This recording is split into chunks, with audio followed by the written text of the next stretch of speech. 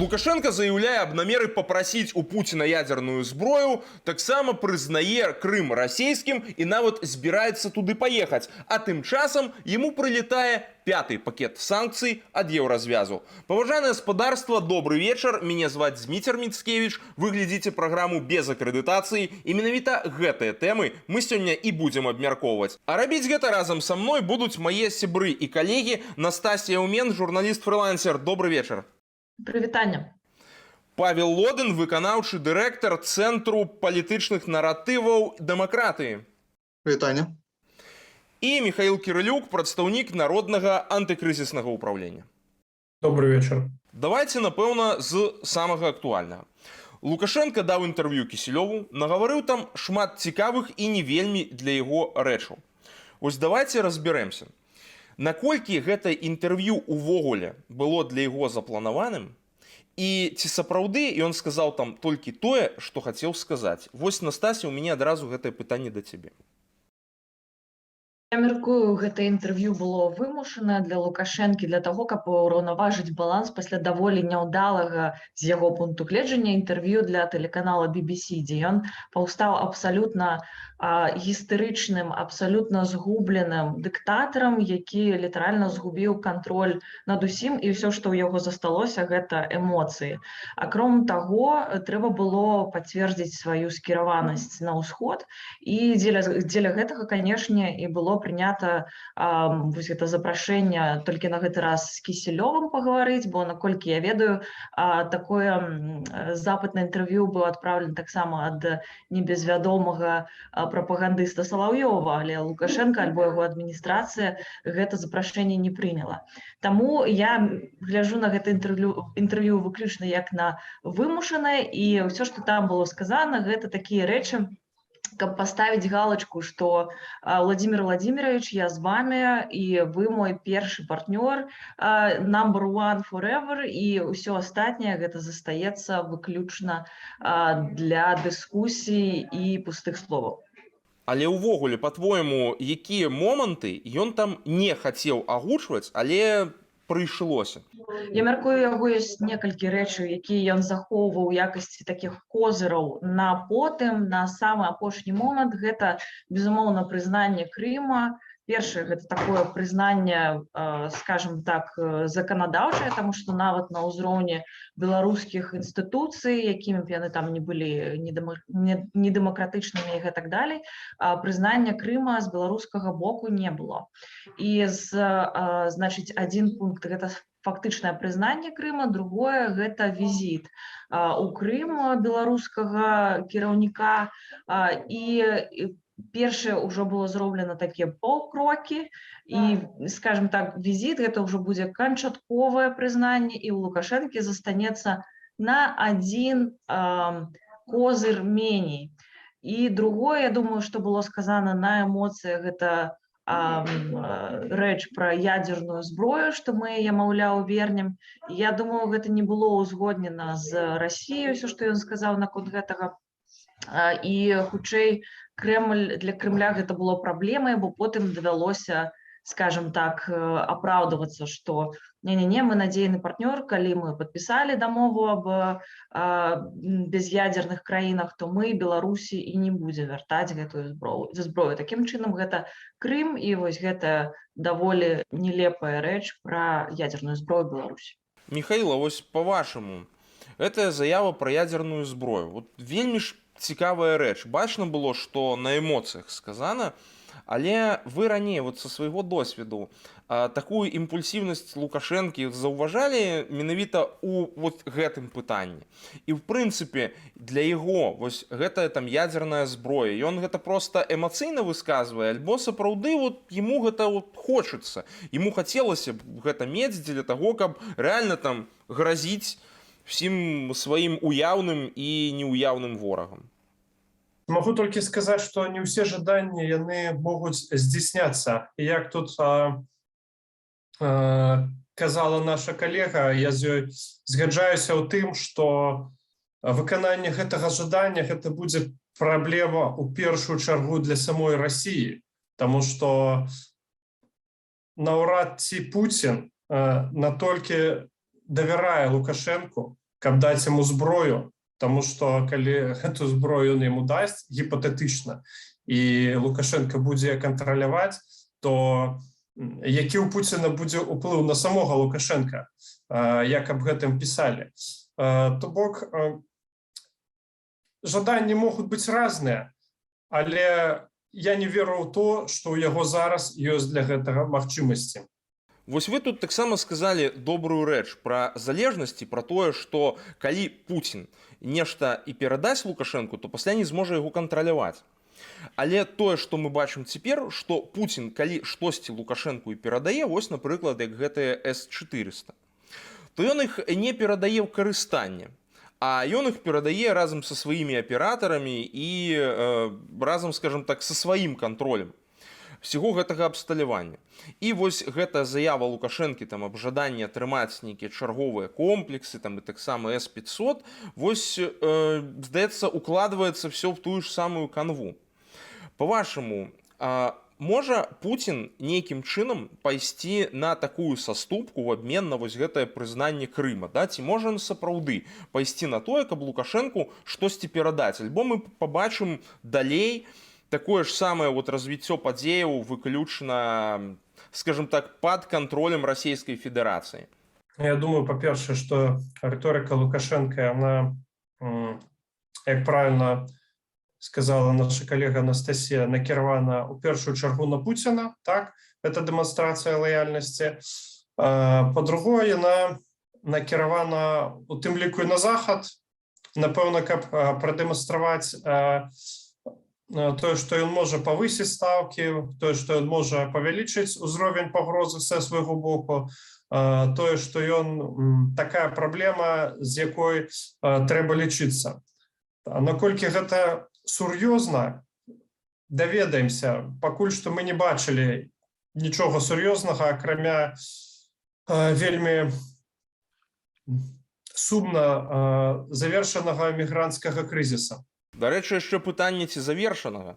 Я, калі гляджу на дзеянне, я разумею, што там, у маім разуменні, няма якосьці далеко ідучай стратэгіі. Няма нейкіх там вывереных планаў на год, на 5, на 10. Мне падаецца, вось калі я гляджу, напрыклад, на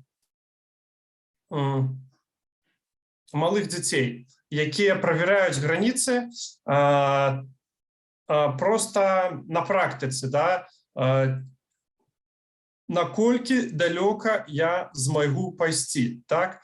І гэтыя граніцы отодвигаюцца далей.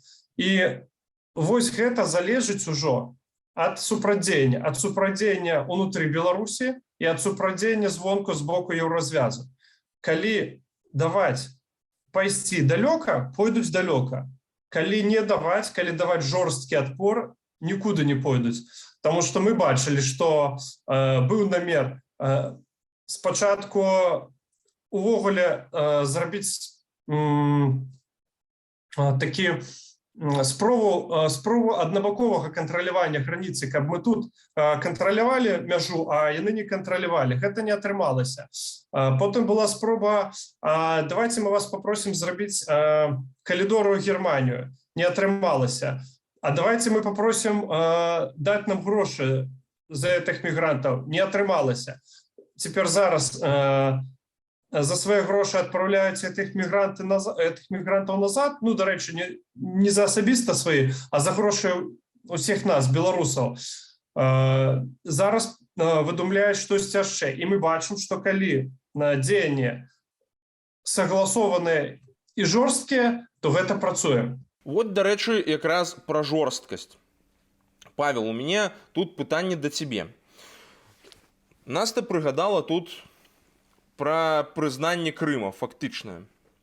Таму што Лукашенко вось сказаў ужо, там зараз вот у нас цытатка нават выйдзе. Крым де-факто, я тогда еще сказал, де-факто, это российский Крым. Тогда, по-моему, что был, не был референдум, я не помню. После референдума и де-юре Крым стал российским. Дык вось у мяне пытанне такое, якая рэакцыя Украіны ўжо на гэта прагучала? і як внутры краіны гэта ўвогуле абмяркоўваецца? Пабачым мы нейкі адказ ці штосьці канкрэтнае і рэальнае? Реакція офіційного Києва вже є. Зокрема, на це інтерв'ю і ці заяви Лукашенка відреагував міністр закордонних справ Кулеба під час саміту міністрів НАТО в Ризі.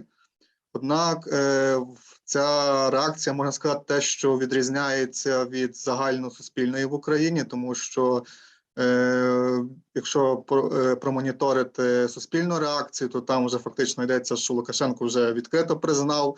Однак в міністра Кулеби це прозвучало, що Лукашенко неодноразово робив різні заяви, і ми реагуємо не на заяви, а вже на дії. Це обумовлено взагалі ставленням України до цих процесів в Білорусі, тому що Україна старається займати менш жорстку позицію, що обумовлено, зокрема, і особливостями економічних відносин між Україною і Білоруссю. Сам Лукашенко це зачерпнув цю тему, що після Росії Україна є другим торгівельним партнером. І справді у нас є по деяких позиціях певна залежність, це, зокрема, по паливу, це також прозвучало під час цього інтерв'ю Кисельову. І Кулеба все-таки сказав, що будемо реагувати на дії, тобто під діями це розуміється, власне, оцей анонсований візит на окупований півострів і зустріч там з Путіним, тобто це вже буде означати фактичну легітимізацію і фактичне підтвердження цього статусу. І оце вже справді можна сказати, що це буде така червона лінія для Києва, і реакція, я підозрюю, що буде дуже жорстка. Не здивуюся, що навіть, можливо, вже буде офіційно, тому що зараз це так старається уникатися, невизнання результатів виборів і невизнання Лукашенка як президента. А пра нейкае далучэнне ўкраіны да санкцыяў, да вось гэтага перарывання гандлю са шклоўскім дыктатарам можа дайсці? Ці вось гэта якраз тыя рэчы, якія Украіна чапаць не будзе? Хоць мы ўжо ведаем, што ціск з боку захаду на афіцыйны Кіеў па гэтых пытаннях існуе ўжо проста цяпер. Як ты, Павел, думаєш? Ну, після Криму, після цієї такої позиції Криму важко спрогнозувати, наскільки далеко піде Київ, тому що є моменти критичні, справді важко переорієнтувати це всі процеси економічні, але, можливо, по деяких моментах можуть навіть бути якісь і санкції, тобто по тих, які не є критичними. На мой погляд, адзнака аб тым, што мы будзем глядзець не на словы, будзем глядзець на дзеянне, ну, для мяне варта гучыць, быццам бы адміністрацыя Зеленскага вырашае, што ёсць палітыка, а ёсць бізнес as usual, так, бізнес як звычайна. Таму, ну, так прызнаў, ну і што, гэта ж проста словы, нічого страшнага не здарылася. Але тут я могу толькі нагадаць, што Лукашенко, ён паплечнік Пуціна, і мало таго, што Пуцін падтрымлівае Лукашенко, але і Лукашенко падтрымлівае Пуціна у яго дзеяннях, у тым ліку ваенных дзеяннях, у тым ліку ваенных дзеяннях на Донбасе. Таму гэта ўжо залежыць ад Украіны, ад украінцаў саміх, наколькі яны будуць жадаць працягваць гандаль з такім вось важным гандлёвым партнёрам. Настасья, я тут вось пра што хацеў запытаць, таму што відавочна, што пазіцыя цяперашняй адміністрацыі ва ўкраіне адрозніваецца ад пазіцыі вялікай часткі грамадства. Таму што вось пытанні нацыянальнай бяспекі і пытанні тэрытарыяльнай цэласнасці гэта якраз тое, на што ўкраінцы рэагуюць вельмі балюча. І от мне здаецца, што якраз можа быць нейкая вымушанасць Зеленскага рэагаваць на гэтыя рэчы, таму што патрэбна будзе рэагаваць, паколькі ён і так не ў вельмі добрым становішчы знаходзіцца цяпер. Як па-твойму, правы я ў гэтай сітуацыі? Можа быць такая рэч, што украінцы вымусяць сваю адміністрацыю рэагаваць на гэтыя рэчы, паколькі якраз для іх, для грамадства гэта вельмі важна. Я мяркую, гэта цалкам магчыма, хаця ўжо было шмат такіх пераломных момантаў, калі здавалася, што вось сапраўды украінская адміністрацыя прэзідэнта, ну мы чакаем, давай дзейнічай ужо. Таму то, што Лукашенко сказаў у інтэрв'ю, гэта пакуль што не палітычнае рашэнне, гэта толькі палітычная заява. На яе, ў прынцыпе, прэзідэнты і як бы не абавязаны рэагаваць, але калі за гэтым паследуюць сапраўды нейкія заканадаўчыя рашэнні і рашэнні наведаць паўвостраў, гэта ўжо будзе зусім іншая сітуацыя. І, безумоўна, калі украінскі прэзідэнт на гэта ніяк не будзе рэагаваць, я думаю, гэта выкліча вялікія пытанні як ва ўкраінскага грамадства, так і ў заходніх партнёраў, з якімі Украіна зараз вельмі актыўна наладжвае сувязі. Не будзем забываць пра прамую размову украінскага міністра замежных спраў з амерыканскім калегам. Таму, я думаю, верагодна, беларуская тэма таксама закраналася ў гэтай размове, таму што гэта тое, што зараз ляжыць на паверхні. І тое, што адбываецца інтэграцыя з Еўропай, гэта таксама ўплывае на тое, што Украіна нейкім чынам не толькі абавязаная далучацца да еўрапейскага пакета санкцыяў, але нейкім чынам таксама паказаць сваю нязгоду з тым, што сёння адбываецца ў Беларусі. Яшчэ якая рэч, Павел, тут пытанне таксама да цябе. Наколькі увогуле абмяркоўваецца шырока ва ўкраінскім грамадстве гэта жаданне Лукашэнкі правесці з Расіяй вучэнні на мяжы з Украінай і таксама вось ягоная заява аб тым, што ў выпадку канфлікту на Донбасе, то бок ягонай чарговай эскалацыі, Беларусь ў баку не застанецца. Ну, то бок адкрыты такі наезд на Украіну. Мне проста вельмі цікава, наколькі для іміджу Зеленскага таксама гэта нармальна, што яго фактычна публічна макае мусай нейкі калхазан. Вось наколькі гэта прымальна і наколькі гэта абмяркоўваецца шырока. Це обмірковується досить широко, зокрема, це пов'язано із російською активністю на кордонах, яка обговорюється вже активно на Заході, і вже прямо говориться про те, що Росія готова до повномасштабної атаки, і це якраз обговорюється в цьому контексті, з яких напрямків буде йти ця атака, якщо в Кремлі приймуть це остаточне рішення. Тобто, чи це буде тільки з регіонів окупованих територій Донбасу і, відповідно, з Північного Сходу, чи із півночі, де ми маємо українсько-білоруський кордон. Тому в цьому аспекті це обговорюється активно, і думаю, що це обумовлено і така обережна позиція української адміністрації, тобто влади в Києві щодо реакції на будь-які там заяви Лукашенка, тому що намагаються по-всякому відтягнути цей момент, щоб не отримати ще один такий напрям загрози.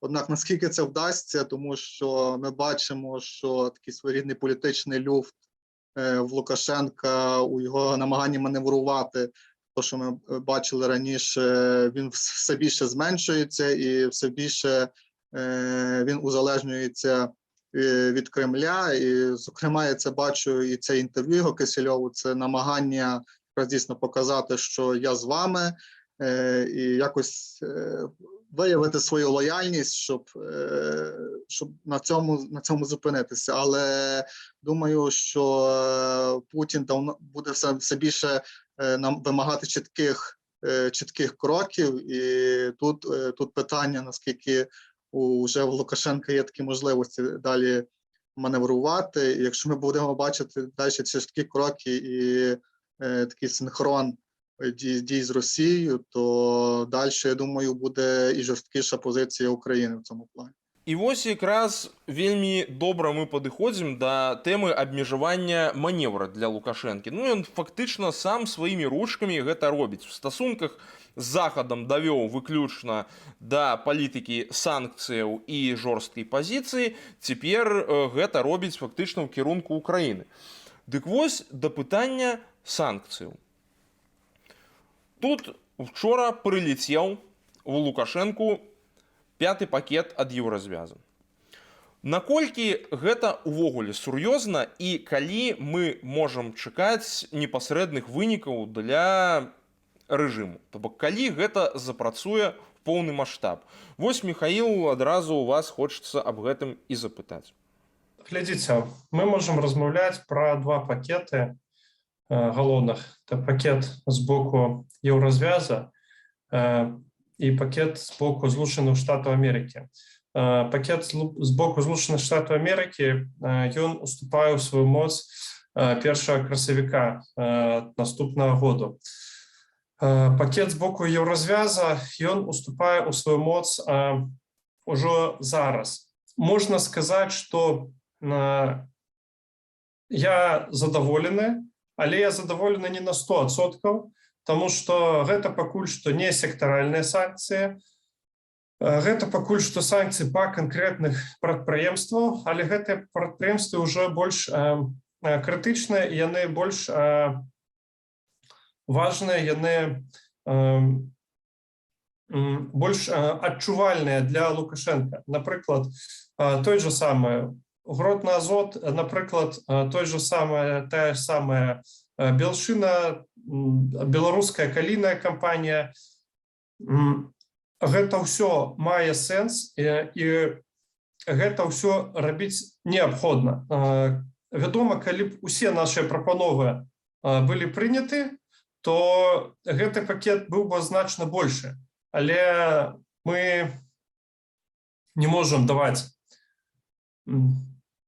якісь там прапановы да Еўразвяза, якія абавязковы для выканання. Мы можам толькі кансультавацца і выказваць сваю думку. Што датычыцца срокаў, якіхсьці тэрмінаў, ну, я не веру, што ў свеце існуюць аналітыкі, якія здольны аб'ектыўна і прафесійна рабіць тут прадказанні. Так? Таму што гэта эканоміка, гэта плюс сацыяльная навука. Тут ёсць вельмі фактараў, вельмі шмат фактараў, якія адзін на аднаго ўплывае. Што мы можам зрабіць са свайго боку, каб гэта рабіць хутчэй? Мы павінны павялічваць ціск звонку, і мы можам звярнуцца да тых беларусаў, якія знаходзяцца ўнутры краіны. Я могу з усей адказнасцю ім сказаць, што калі не будзе на Лукашенка ціску ізнутры краіны, аднымі санкцыямі нічога нельга будзе зрабіць. Толькі санкцыі не дапамогуць, павінен будзе удзел усіх. Вы тут сказалі вельмі цікавую рэч, што не все вашыя прапановы прымаюцца. Наколькі вы ўвогуле бачыце вось гэты супраціў лабістаў менавіта прыняццю санкцый супраць рэжыму Лукашэнкі? Вядома ж, усё не выглядае так прымітыўна. Вядома ж, там мы не атрымліваем e-mailы, у якіх сказано, што там Макей папрасіў выкрэсліць першы і другі пункты, таму мы іх выкрэсліваем.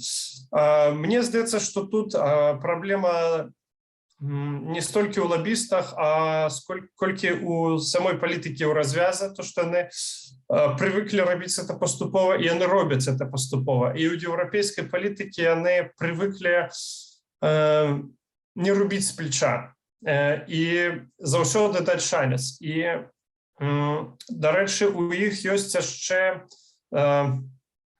вельмі моцнае гуманітарнае разуменне і страх таго, што санкцыі будуць пагаршаць жыццё звычайных беларусаў. на што мы звычайна адказваем. Во, глядзіце, Белшина, Азот, Белавія, тыя краіны, тыя прадпрыемствы, якія папалі пад санкцыі зараз у пятым пакеце. У 2020 годзе яны не былі пад санкцыямі. Убытак па ўсім траім составіў $178 мільёнаў. Таму санкцыі яны гэта не тое, што разрушае беларускую эканоміку. Беларускую эканоміку разбурае Лукашенко. Ён робіць гэта апошнія 27 год, і чым хутчэй санкцыі дапамогуць змяніць гэты няўдалы менеджмент, які кіруе беларускімі прадпрыемствамі, тым хутчэй мы здолеем атрымліваць з іх не ўбытак, а прыбытак. Я хочу пагадзіцца з Михаілам у тым, што ён сказаў трошку раней, пра спробу Лукашэнкі націснуць на захад праз сітуацыю з мігрантамі, так? То бок ён спачатку хацеў іх правесці ў Германію, потым запытаць грошай, і ні тое, ні другое не атрымалася. Тады ён зразумеў, што пяты пакет санкцыяў непазбежны, у тым ліку дадаліся яшчэ санкцыі ад ЗША, Канады і Вялікай Брытаніі. І у цэлым, так, ёсць пэўныя нюансы ў тым, як падзейнічаюць гэтыя санкцыі і наколькі хутка. І, канешне, мы не можам сцвярджаць, што вось мы ўвядзем гэтыя санкцыі, і рэжым з-за эканамічных праблемаў заўтра ж рухне. На жаль, так не будзе. Я на гэта гляджу як на прапарцыйны адказ і цвёрды адказ Захаду на тое, што адбываецца ў Беларусі, таму што в прынцыпе, інструментарый даволі абмежаваны, але гэта больш, чым заявы, рэзалюцыі аб занепакоенні і гэтак далей. І таксама давайце не будзем забываць пра ўзровень каштоўнасцяў, якімі аперуюць Беларусь і Захад, таму што для Захада там жыццё чалавека гэта безумоўная абсалютная каштоўнасць. Для Лукашэнкі, для яго рэжыму жыццё чалавека гэта выключна прадмет гандлю, як гэта і было бачна ў сітуацыі з мігрантамі, калі на памежжы людзі гінулі. У прынцыпе, для Лукашэнкі это была толькі нагода напісаць у прапагандысцкіх СМІ, што вось паглядзіце, там у іх загінуў чалавек, а ў нас ніхто не гіне. Таму тут будзе даволі складана дамовіцца. Гэта фактычна бакі, якія размаўляюць на розных мовах. Але у сітуацыі з Захадам, я думаю, гэта адзінае і самае лепшае, што можна зрабіць. Гэта паказаць прынцыповасць, гэта паказаць цвёрдасць, а таксама адзіны голас. І ў гэтым я таксама бачу плюсы шматлікіх візітаў Святланы Ціханаўскай ў розныя краіны Еўропы, якія нават, можна сказаць, такія нетрадыцыйныя для Беларусі, якія, магчыма, не ведаюць шмат пра Беларусь. Гэта Грэцыя, Партугалія, шматлікія іншыя. Можа быць, спачатку гэта не падавалася поўным сэнсу, але цяпер мы бачым, што гэтыя краіны набылі канкрэтнае бачанне таго, што сітуацыя ўнутры Беларусі, у іх з'явілася пазіцыя, і стала зразумела, якім чынам яны прагаласуюць на пытанні пра ўвядзенне санкцый у дачыненні да беларускага рэжыму. І тут же запытаюся, тут яшчэ в дачыненні да санкцый такі адзін аргумент выкарыстоўваецца, у тым ліку і прыхільнікамі рэжыму. Нібыта гэтым в першую чаргу скарыстаецца Расія, эканамічна прасунецца ў Беларусі, там скупіць нейкія прадпрыемствы і гэтак далей. Михаил, давайте раскажам людзям, чаму гэта аргумент неслушны. Ну, па-першае, я кажу, не трэба думаць, што Беларусь гэта такая рэспубліка, у якой ёсць алмазы на гэтых прадпрыемствах, і толькі вось стаіць чарга людзей, якія канкуруюць за тое, каб іх купіць. І, на жаль, мы, на мой погляд, як былога антыкрызіснага кіроўцы, хутчэй сітуацыя адваротная. Яшчэ трэба будзе шмат нам з нашымі прадпрыемствамі рабіць, каб іх хтосьці купіў. То бок, тая ж Белавія – убытак, Белшина – убытак, Гродно, Азот – убытак. Можна купляць нават і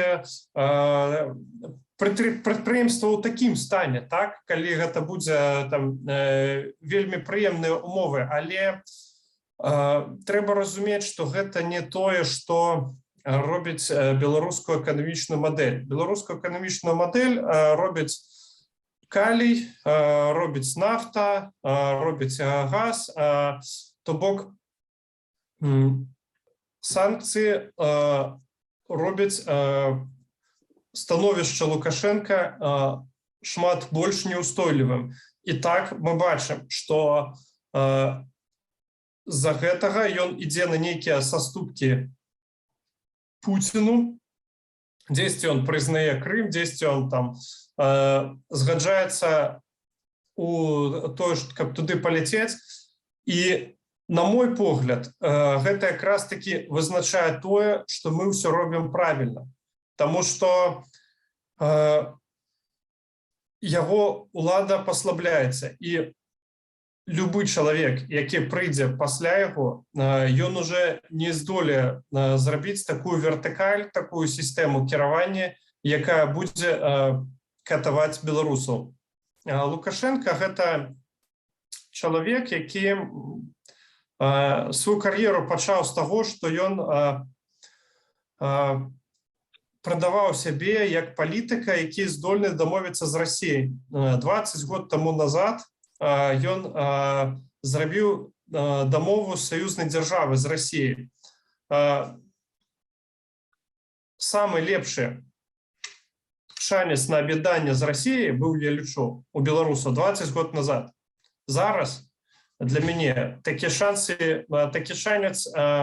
значна ніжэй. Па-першае, таму што змянілася пакаленне. Па-другое, таму што мы ўсе дазіралі год таму назад выхад беларусаў у палітыку. І мы не бачылі сярод гэтых беларусаў соцень тысяч з бела-чырвона-белымі сцягамі людзей з трыкалорамі. Я не бачу значны адсотак людзей, якія жадаюць інтэгравацца ў Расію, якія жадаюць актыўна палітычна адстойваць гэты погляд.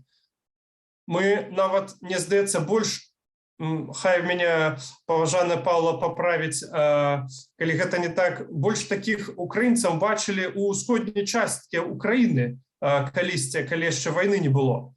Але Беларусь, яна не раздзелена па рэгіёнах. Таму я не бачу сярод беларусаў масавага жадання увайсці ў склад Расіі. І я лічу, што у першую чаргу з кім будзе Беларусь, нейтральнай краінай, ці яна будзе увойдзе ў склад Еўразвязу, ці яна увойдзе ў склад НАТО, будуць вызначаць самі беларусы, а не Лукашенко.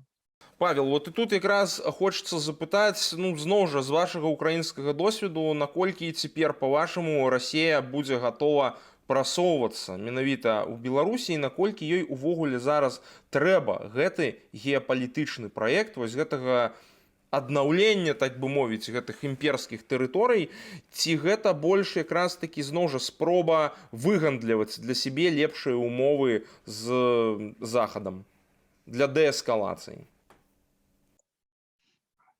Ну, я думаю, все-таки, як правильно було зазначено, своїми такими диктаторськими діями Лукашенко все більше себе заганяє в плані зменшення можливостей для маневрування. І, звичайно, що цим дуже завзято буде користуватися Росія, особливо для того, щоб представити свої певні такі успіхи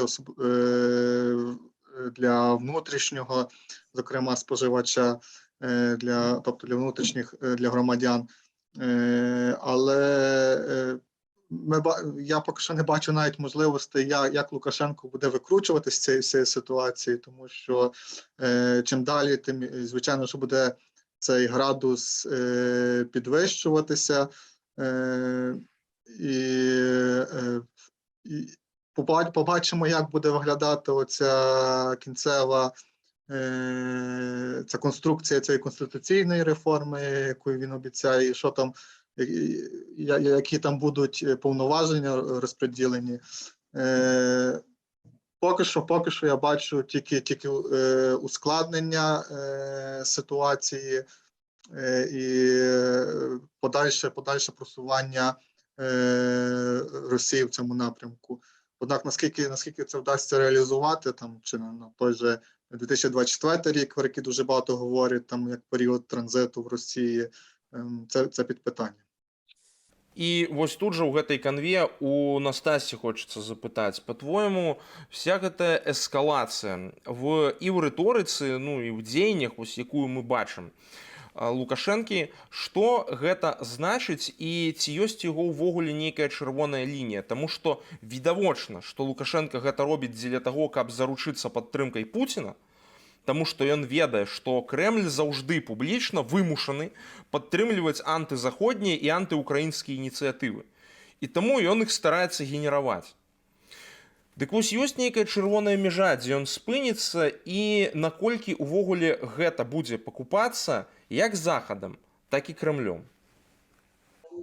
Яго адзіная чырвоная лінія – гэта згуба персанальнай улады, калі ён будзе бачыць, што сітуацыя ў стасунках з Расіяй падыходзіць да лініі, калі Пуцін проста яго змяшчае і нейкім чынам ставіць свайго кіраўніка альбо нейкай маніпуляцыі робіць так, што Лукашенко фактычна ўжо нічога не вырашае на тэрыторыі Рэспублікі Беларусь.